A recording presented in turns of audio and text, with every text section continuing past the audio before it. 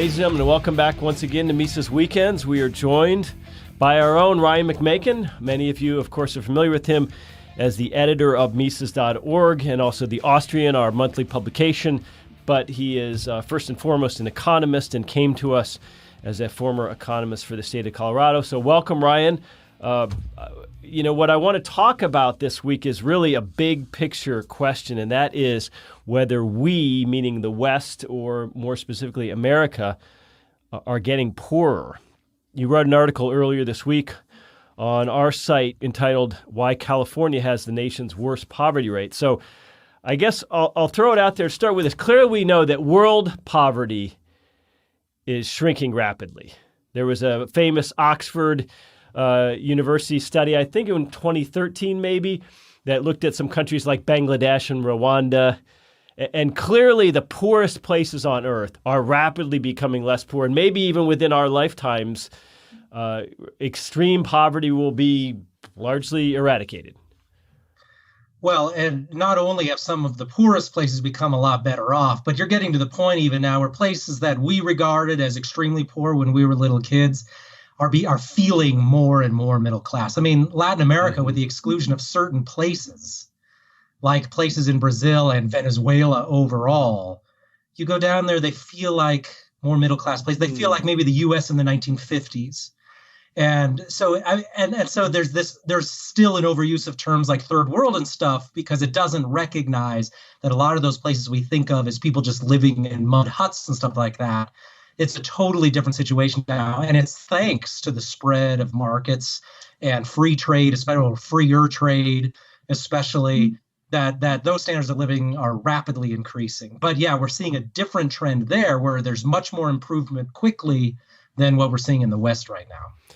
I wonder if any of our progressive friends would argue that this is a triumph of governance, that somehow we've managed our way into prosperity in what we now term, or what we term as the third world.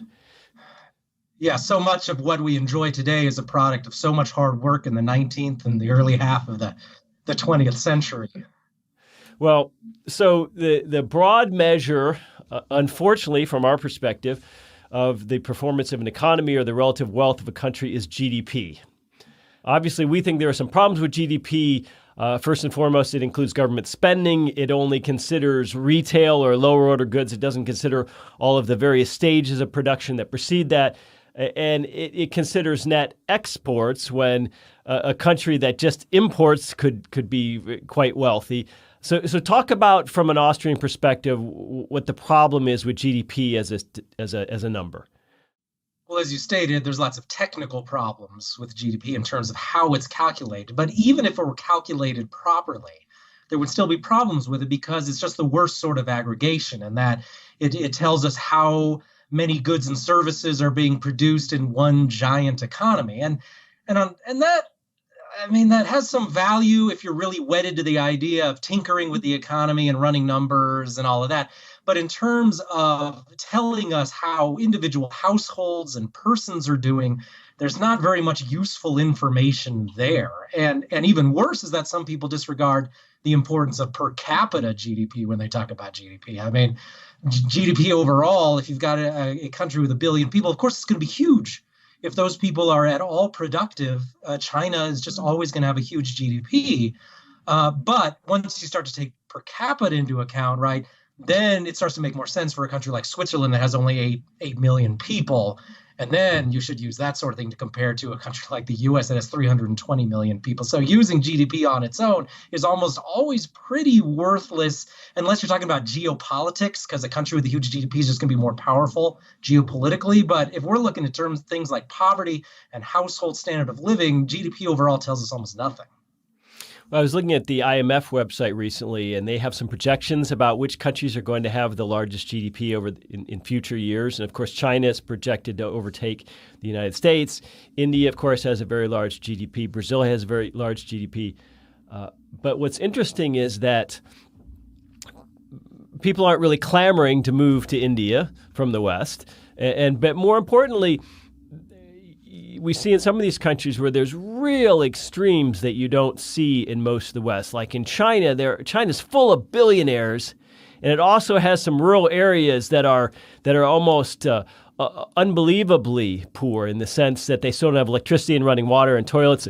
We had a scholar at AERC, our research conference last year, from India, who said that half of Indians don't have indoor plumbing and toilets.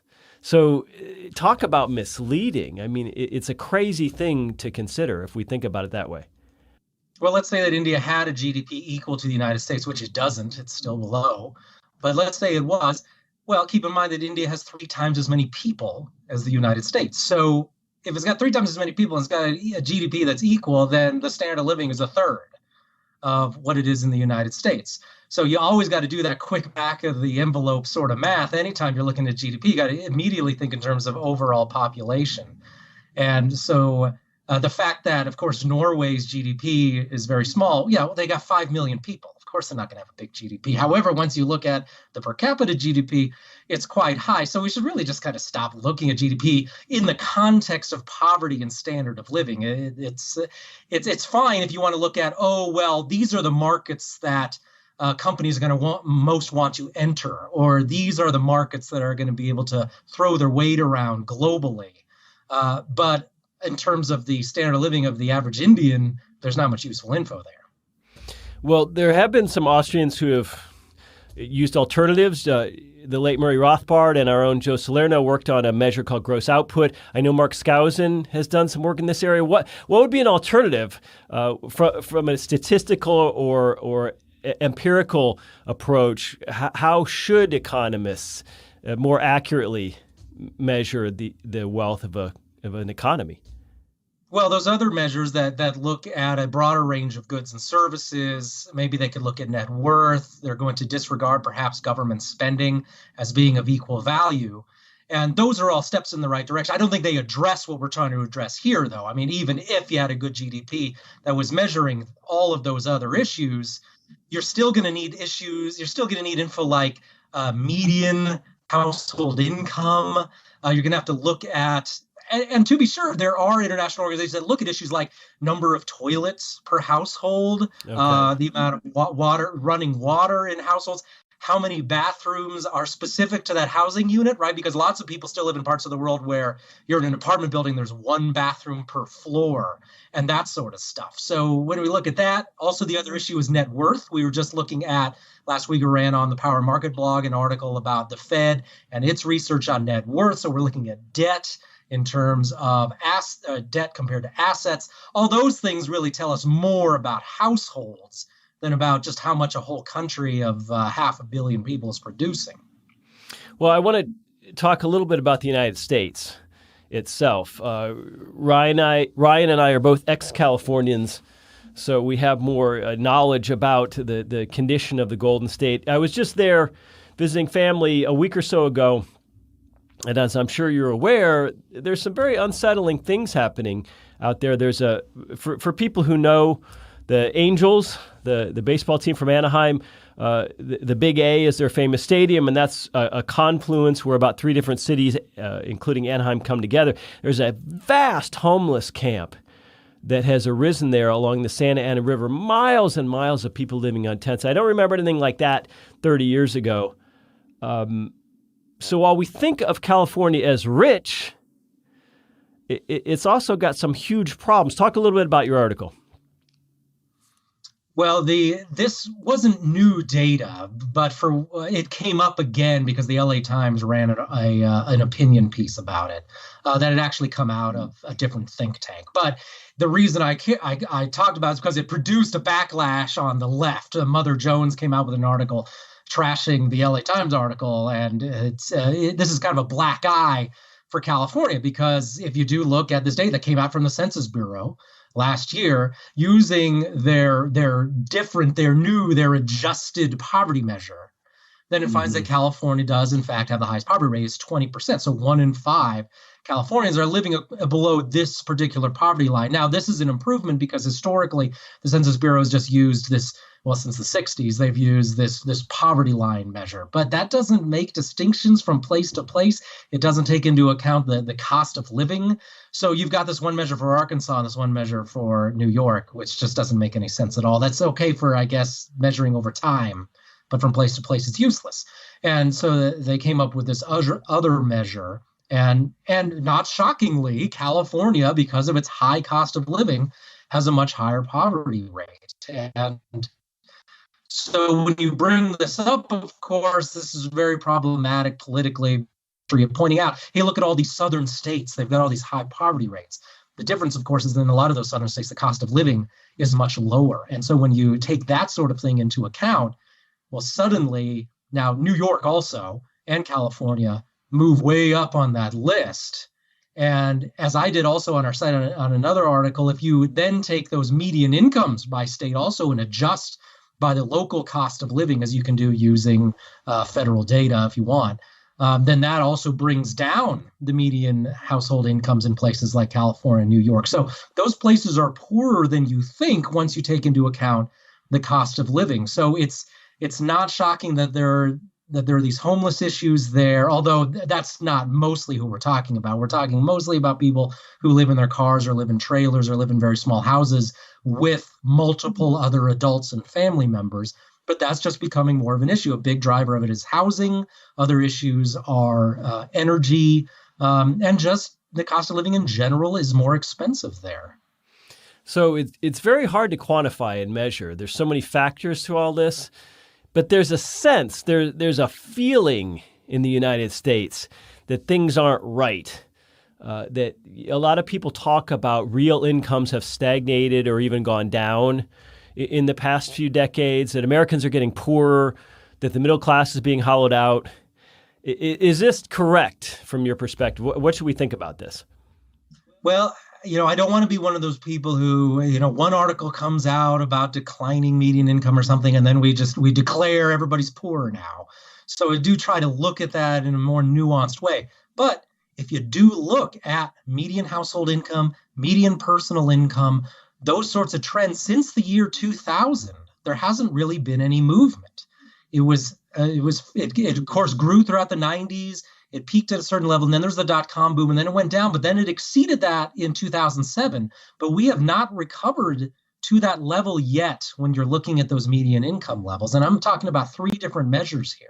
So you start to look at that, it starts to get convincing that median income really isn't going anywhere. And then going back to the net worth issue, when we look at that, net worth in adjusted dollars, again, we're always looking at this in terms of adjusted dollars, that's really gone nowhere since 1989 in terms of net worth. Now, that's an independent issue from income, but what it does show is that people are going more into debt.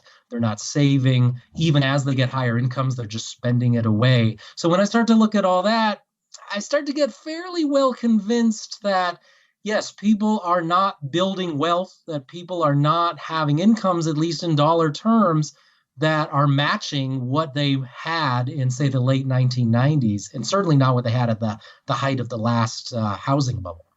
Well, if we take assets minus liabilities, my suspicion is that most of us, let's say baby boomers, Gen X, and millennials, whatever age we are, on a pure balance sheet perspective, I suspect while most of us live better than our parents and grandparents did in a material sense, that our net worth is lower at the same age.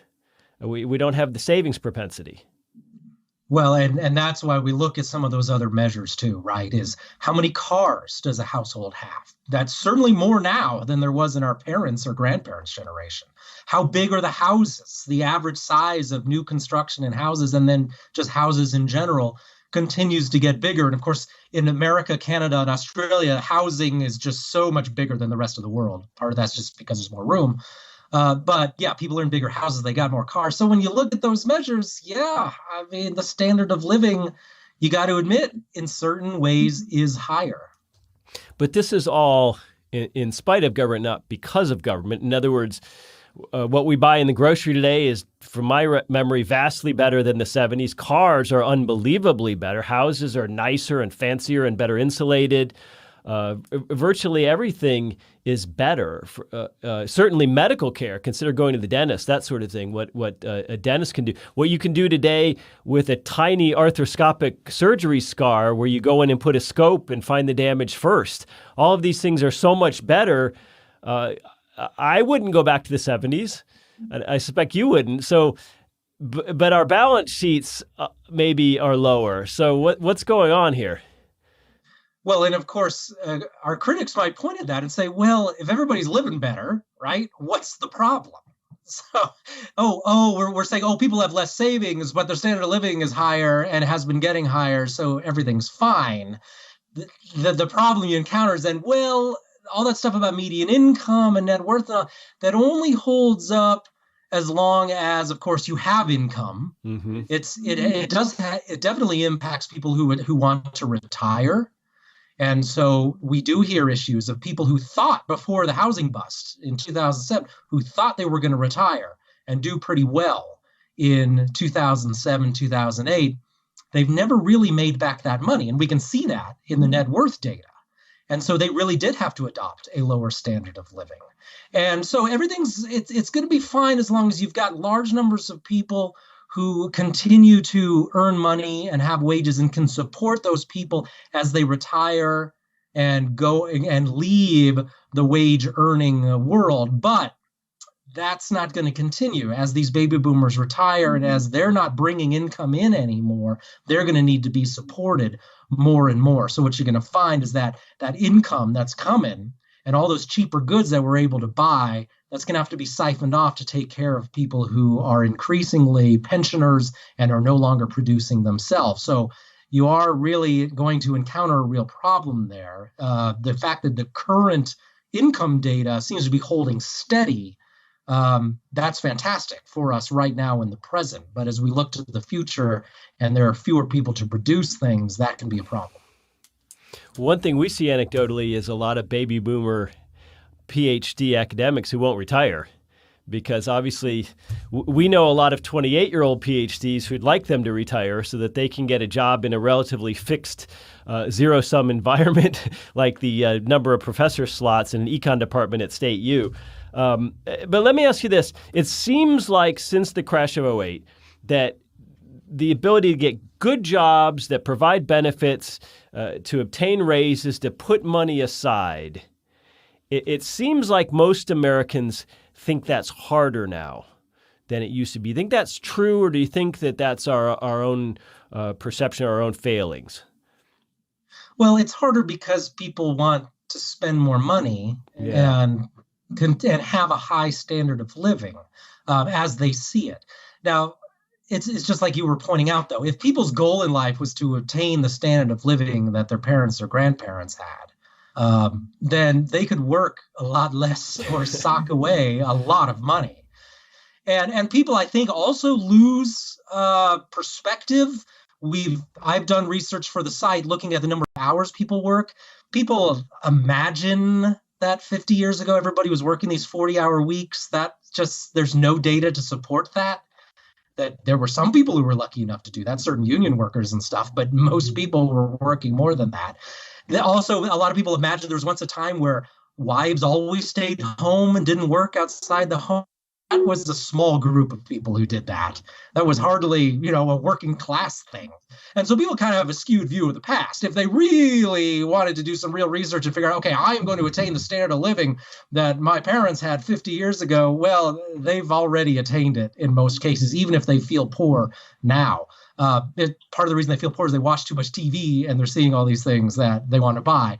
And we got $80,000 pickup trucks now. This is a thing, apparently. These aren't like for rich people. These are for people who, as soon as you figure out that you can swing the monthly payment on your luxury pickup truck, you go out and buy it. And so then there's no saving done after that. And that brings us to the other big downside, of course, of this issue is people aren't saving as much because they want to have continual increases in their standard of living. And that is becoming somewhat easier because you're getting more luxurious goods at lower prices. But as Frank Shostak especially has pointed out in a multitude of articles on the site, is real economic growth just in the, slightly out from where we are right now. If you want future economic growth, That's produced from real saving. You have to not spend right now in order to build that foundation of capital that future growth is going to come out of. So we are shooting ourselves in the foot because we want to get and consume everything we can now. But if we consume everything now, we're not producing, we're not setting aside that capital that we need those goods cheaper and more widespread in the future. We are fortunate that we've got all these countries with cheap labor and access to capital in other parts of the world that are continuing to pour in cheaper goods into America. That's making things more affordable for now. But we shouldn't just assume that the current status quo is going to continue forever. It would be wise to set aside some money now that you're not going to spend so that there's capital in the future. Well, if we define a prosperous society or a wealthy society as one that accumulates capital and leaves capital for the future, even future generations, and if the saving rate in most Western countries is very low, in that sense, maybe the West is getting poorer. In other words, we're eating the future, so to speak. We're enjoying ourselves today at the expense of tomorrow. Right. And so it depends a little bit there on how you're measuring wealth and standard of living. For me personally, my standard of living includes knowing I've got money in the bank. So in case I lose my job or there's a medical emergency, I can take care of it. You know, insurance guys always just say, well, I sell you peace of mind, right? Mm-hmm. Well, having money in the bank is peace of mind, and that makes my life easier. I consider that part of a standard of living. That's not, I don't think, a common feeling for many people. I think when people talk standard of living, they mean buying stuff. And not thinking about how soon they can retire, which also is important to me. And so how do you measure that, though? You can measure it in part by net worth, because people have a high net worth. They're going to be able to retire sooner. They're going to be able to deal with emergencies better.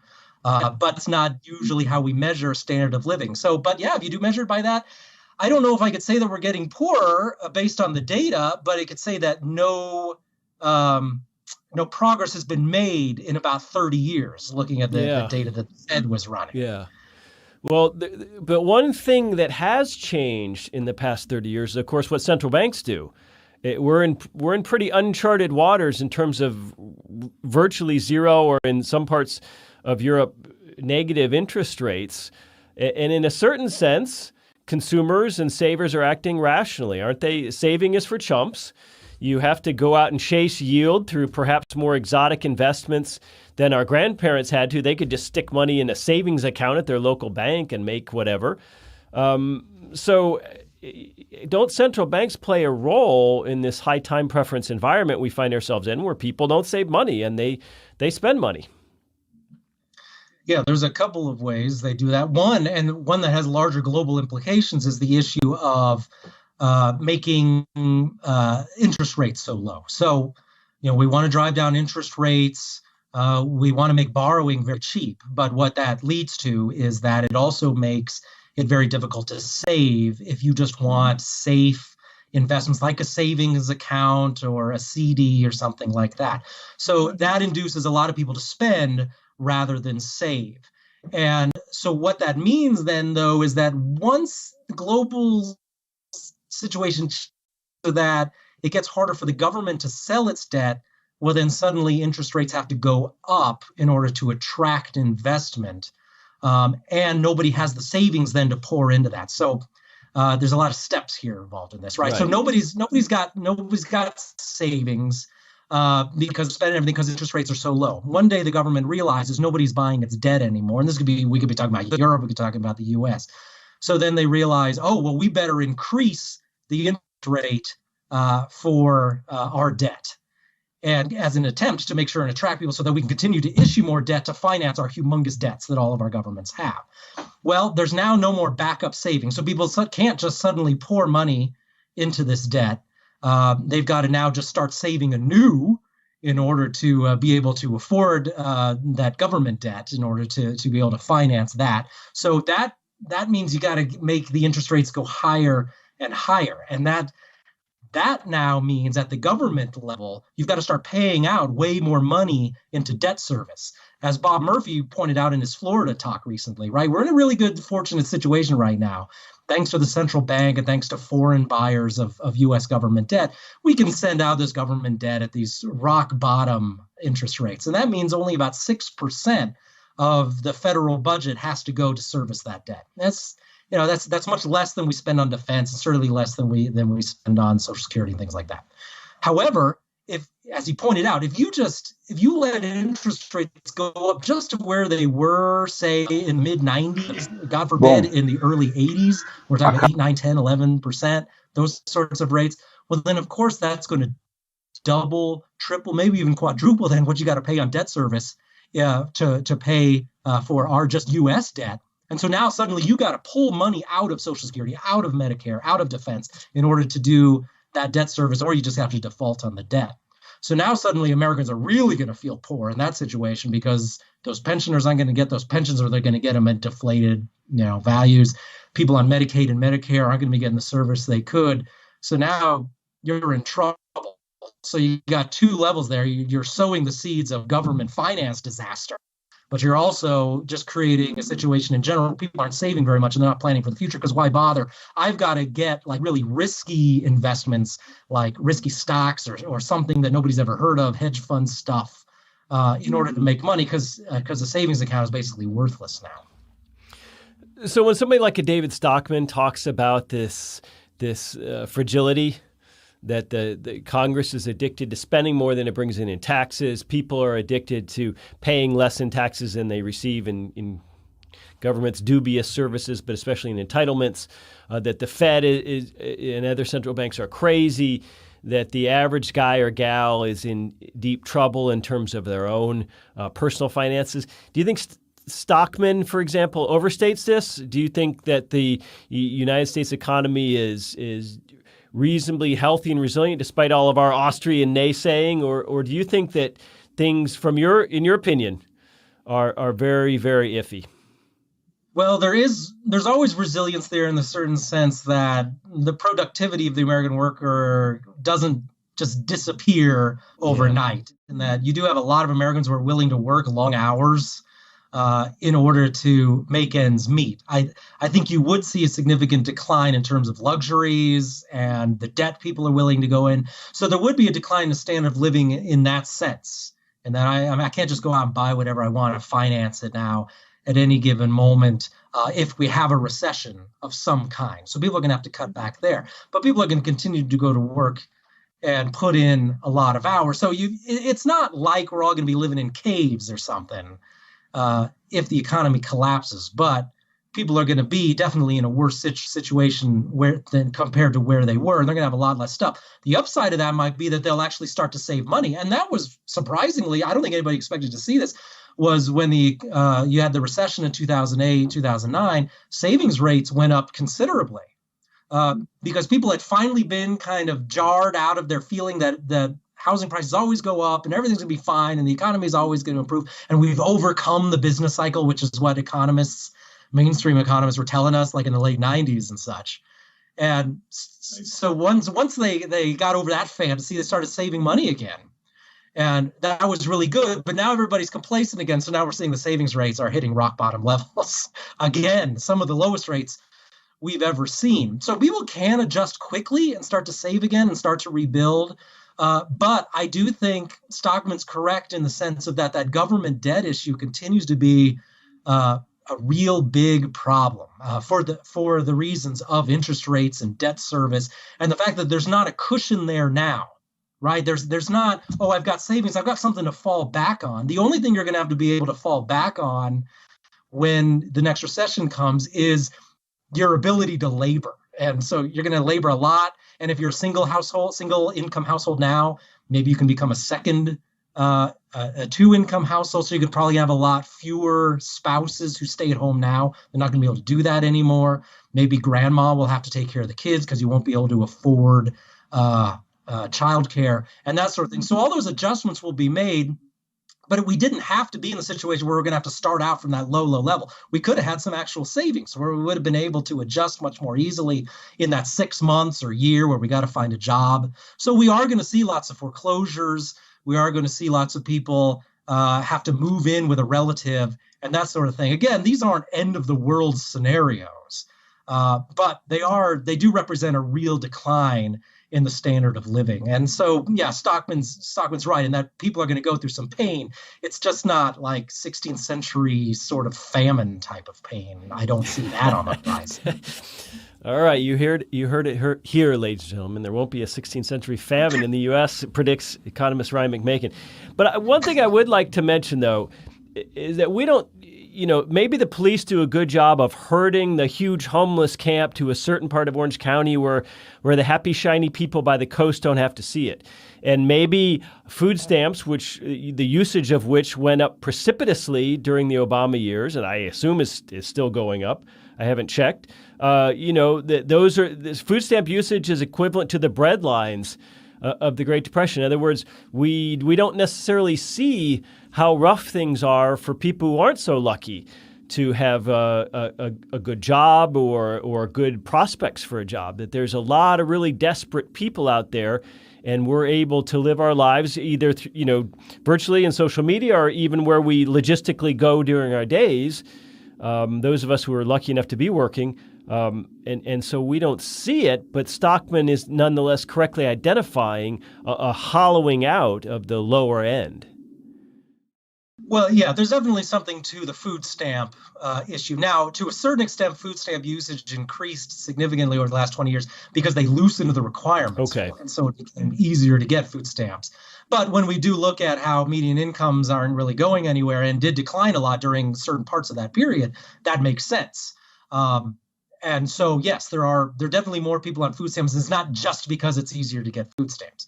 Now, those numbers have been declining in the last couple of years because we're in the peak time of a boom.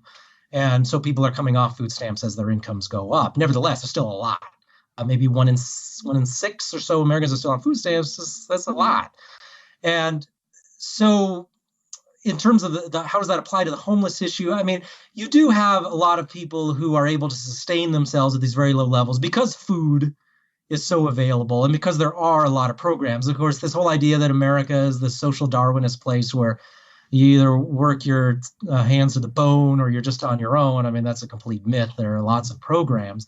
And notice also that most of the people you see homeless on the street are usually single men, some women, but not many children, because states, of course, are very expansive in terms of Medicaid spending on children.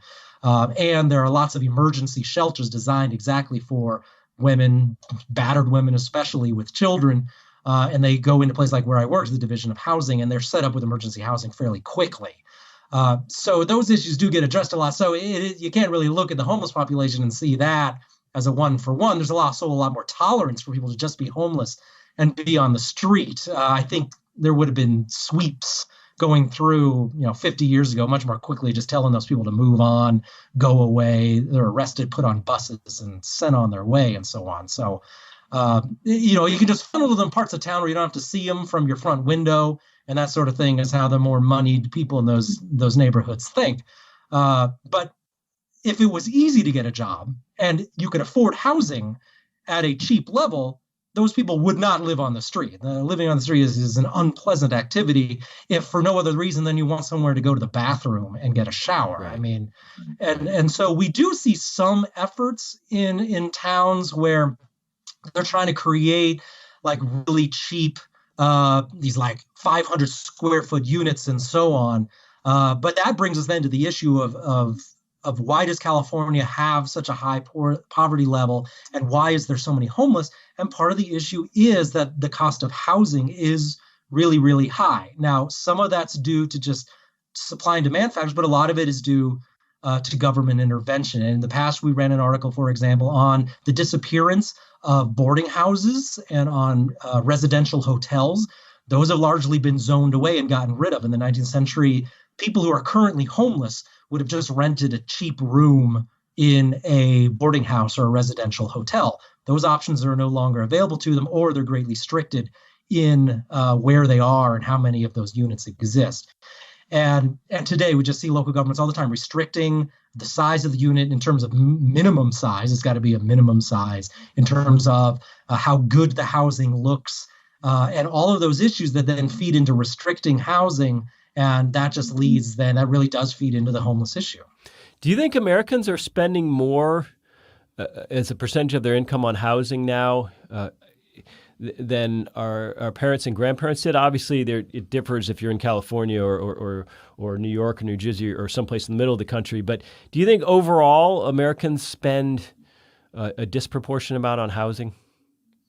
Well, it depends totally on where you are, right? Okay. In some cities, Omaha, Indianapolis, those non-coastal cities, you're not spending a ton on it, especially if you wanted to attain the same amount of square footage that your grandparents have, and you can find one of those smaller units, you can live in there. I mean, if we were trying to mimic our grandparents, you could rent a 2-bedroom house and put 4 kids in there. And I'm thinking specifically of my grandparents, where they had a 2-bedroom house, 1 bathroom, where they later added a 2nd bathroom. But it's 2-bedroom. My mother shared 1 room with 3 brothers, and get this, the live-in maid. Now, of course, when I say live-in maid, I don't mean like someone they paid a lot of money. I mean like an older relative or a cousin who needed a place to live and make a living that was safe. And so it was a cousin or someone like that who lived there also. So those 5 people shared 1 room. Of course, the married couple got their own room, but they weren't poor. This was a middle-class household. So when you ask, are they spending more on housing as a percentage of income, there are 2 factors there. One is, in some cases, yes, because the housing is so expensive. But in other cases, they're spending more on housing just because they want more and better housing. So if you looked at the income that, say, my grandparents had, who were these immigrant couples who had like a liquor store and they worked 6 days a week and all that sort of thing, they had a fairly high income compared to their housing because they, by choice, bought this tiny amount of housing that they could squeeze everybody into so that they had savings and could invest in other investments. And so you don't do that. You don't buy a 2-bedroom house so that you have more money to invest somewhere else or buy a second house. You might buy a second house, but only after you're living very comfortable in your first house. And so there are those issues there. Well, that's what's so interesting about this conversation, and I want to wrap it up with this topic. It's hard sometimes to judge whether we're getting richer or poorer because we're sometimes comparing apples and oranges. I want to talk about how the role deflation plays in how rich we feel, and then its corollary, which is technology and innovation. As we mentioned earlier offline, a DVD player, when that was a brand new thing in the late 80s or early 90s, used to cost $300 or $400. Now you can get a little DVD player at Walmart for $40 if you still have any DVDs. Now that's technology and supply and demand making a product cheap and available to virtually anyone, and you can see that across all kinds of consumer products. On the other side of it, cars have gotten more expensive in terms of a percentage of income, but they're so much better. They can last 200,000 or 300,000 miles if you maintain them. They have airbags, and the transmissions are 10 times better. They all have power windows and great air conditioning and all these other things versus a Dodge Dart in the 70s. So talk about how deflation makes us richer, despite what most people think. Deflation is a good thing, not a bad thing. And why do economists get deflation so wrong? Well, one thing, of course, that's always important to keep in mind is that in the Austrian view, the natural state of things is deflation. So as we build up capital, as we become better at making things, we become more knowledgeable as a society, things become less expensive. So left on their own, if you just weren't tinkering with the money supply, things would become less expensive. However, due to there would be price deflation. So prices would go down. Now, thanks to central bank intervention, right, we've all become accustomed to the idea that prices always go up in most things. Mm-hmm. The exceptions, though, of course, are, as you note, right, certain technologies, computers, those sorts of things, those prices are going down. Now, Jeffrey Herbener has talked about this. It's hard to measure because the feds are always tinkering with the CPI, and the CPI is problematic because it just mashes so many different things together into one basket of goods. But if we looked at individual items like cars, right? Like technology, like TVs, and all those sorts of things. There is deflation going on there, even if those goods on the surface level seem to be going up. It's because, as you point out, they have so many more amenities contained within those products. So thanks to human ingenuity and the markets and free trade and all of that, there is a lot of deflation going on out there. It's countered, of course, by real price inflation in housing. And of course, for a long time, it was gasoline was impacted people a lot. And so there's really no one number we can point at and say, oh, look, all these prices are going up. It's because in some areas you are getting more value and more bang for your buck. So you always have to caution people when talking about price inflation. We got to admit that in many places there is price deflation as well. And that's always a good thing, right? Why would we celebrate? And I always wonder why we celebrate home prices going up. That's good, of course, if you're a current homeowner, but the home ownership rate's going down for one. And secondly, if you're a first-time home buyer, that's never good. And so it seems odd to celebrate that. And of course, we would always celebrate the price of food going down if we're reasonable people. So there's so many factors there. I always, at least in articles, try to be cautious and not make blanket statements about how, well, this shows that there's inflation. And that now people can't afford those sorts of things. It really kind of depends on the good and service. But again, going back again, if all you wanted to get was like basic phone service and just one TV in your house, and you wanted one reliable car, and you wanted to have a roof over your head that wasn't extravagant,